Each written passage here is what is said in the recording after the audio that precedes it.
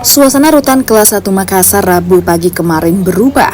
Warga binaan sejak pagi mulai antre bukan untuk mengambil makanan, melainkan menyalurkan hak pilih mereka di TPS. Di rutan ini ada sekitar 1.500 lebih warga binaan yang tercatat dalam daftar pemilih di Pilkada Serentak 2024. Sebagian besar tercatat memiliki hak suara di Pilgub Sulsel, sementara hanya lebih dari 1.000 yang memiliki hak suara di Pilwalkot Makassar. Ribuan warga binaan ini akan menyalurkan hak pilihnya di 3 TPS yang disiapkan di dalam rutan. Itu sudah pasti ya, kepala rutan dengan jajarannya memberikan sosialisasi tentang tata cara pencoblosan di Pilkada Serentak ini.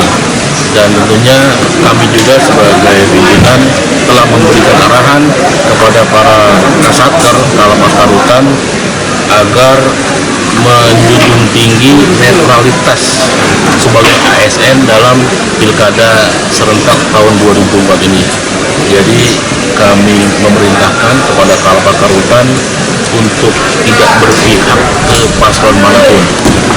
Jadi mudah-mudahan Pilkada Serentak ini di seluruh lapas rutan Sulsel Selatan dapat berjalan dengan baik, lancar, aman, dan kondusif.